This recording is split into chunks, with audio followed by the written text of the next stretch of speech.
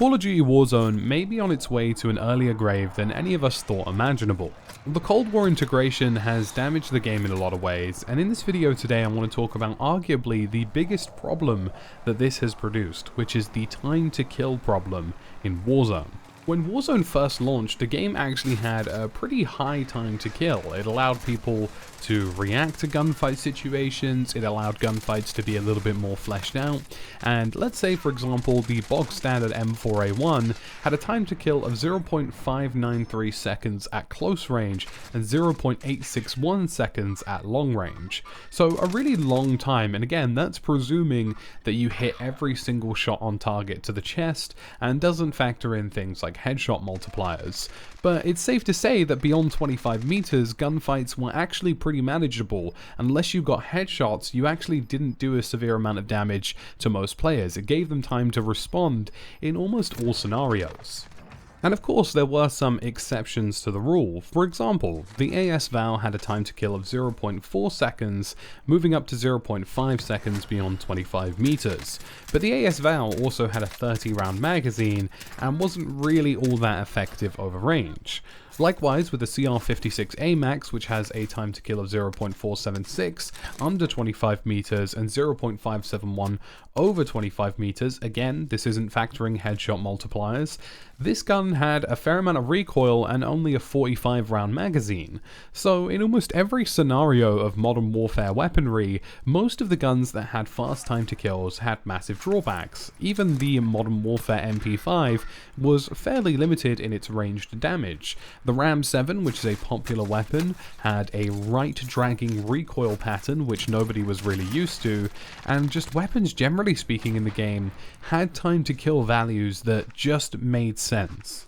If you used an SMG, you knew that it was going to suck after 25 meters. If you used a high-power assault rifle like a CR56 AMAX or a SCAR, whatever it happened to be, you knew they had a boatload of recoil to control.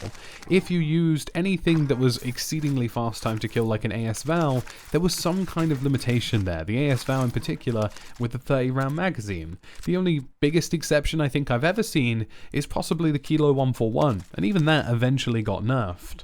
And of course the same principle applied. If you used sniper rifles and you missed a shot, you were as good as dead. If you used shotguns and you didn't land your shots and beyond certain ranges, you were as good as dead. And it was a really balanced system. Fundamentally, the Modern Warfare / end of Modern Warfare life cycle before the Cold War integration was possibly the most balanced this game has ever been. And then in came Cold War, and this entire problem has been hugely exacerbated.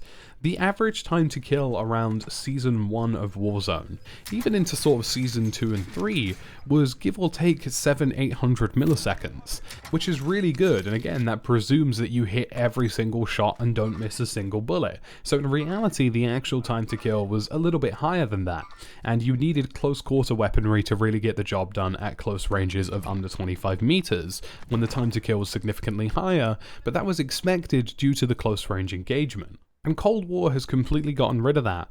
The FFAR has a time to kill of 0.46 seconds, one of the fastest in the game. It has a 50 round magazine, very little recoil, and doesn't actually have any damage drop off until 30 meters. And beyond 30 meters, it's still 0.6 seconds for time to kill. To put that into context, the closest assault rifle in terms of rounds per minute to the FFAR is the M13.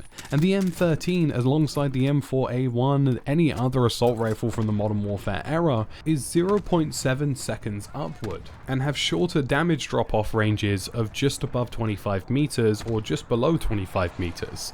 So the FFAR is effectively a killing machine up to 100 meters with a time to kill of 0.6 seconds, and that's utterly insane, and that doesn't include headshot multipliers, and that doesn't include the likelihood of it being a CQB scenario. The FFAR, for example, actually beats every single SMG in the game, and it loses out out to weapons like the AS-Val, but fundamentally those have their own limitations.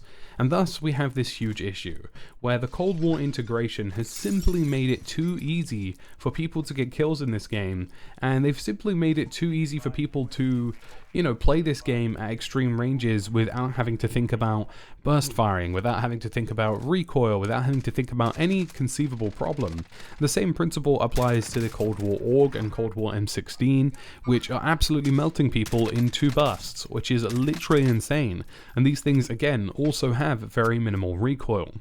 We're starting to reach a huge problem here. Fundamentally, the time to kill from Season 1 to the current season now has nearly been completely slashed in half, and that's insane. That is effectively playing a new game. It's like going from Season 1 to Season 2 of Cold War is 2 entirely different video games. That is almost like playing Modern Warfare multiplayer. That's how quick the time to kill has gotten. It means that effectively every single Modern Warfare assault rifle is more or less completely unviable in most situations, because you will just get killed by a FFAR, or you will get killed by a MAC-10, or you will get killed by an AUG. And yeah, the situation, it really is reaching a terrible, terrible point. Modern Warfare was incredibly balanced because weapons that had fast time to kills had drawbacks, whether that was a mag size limitation, a recoil limitation, a damage drop-off limitation. There was very intelligent, methodical and thoughtful gunplay design there that made Warzone a balanced title, and again, just before the Cold War integration, before all the Cold War guns came, the weapons were probably the most balanced they've ever been. And then the Black Ops Cold War integration came along and has completely ruined that balance. There is no time to react to gunfights anymore in Warzone, and this also has a huge detrimental effect on the overall gameplay of Warzone. Before in Warzone, people played relatively aggressively, and they did that because they wanted to close down the ranges and do their best to get close range to do the most amount of damage. So they did that, and they did it more or less all the time. Now, people hide. People don't play aggressively in Warzone and wait for opportunities for them to work, because if you get caught out in the open against an AUG, you're more or less dead. If you get caught out in the open against a FFAR at 50 meters or 75 meters, chances are you're going to be downed or dead. And these issues are really, really problematic. They change the behavior of players in the game, because players in the game are aware that they're basically going to get melted by a FFAR, or they're aware that they're going to get melted by, an AUG. And the same situation happened with the DMR-14. People started hiding in buildings because they knew if they got caught out in the open, they'd get murdered. And the same thing is happening all over again. The FFAR, the AUG, the MAC-10, all of them need nothing. And the Cold War integration on a whole has been an absolute disaster, because some weapons in the Cold War integration actually kind of make sense. Weapons like the Krig, the QBZ, these guns aren't bad guns.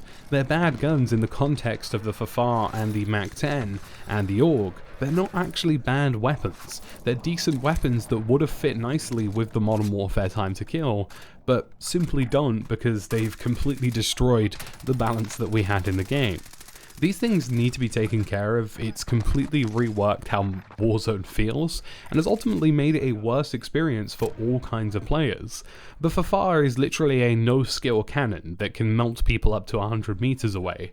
The AUG can kill people 200-300 meters away, and all you have to do is literally aim, click, dead. Like, it just makes no sense. These are problems which are very much an issue for the game that is going to ruin Warzone if something isn't done about it. The Cold War integration was a mess.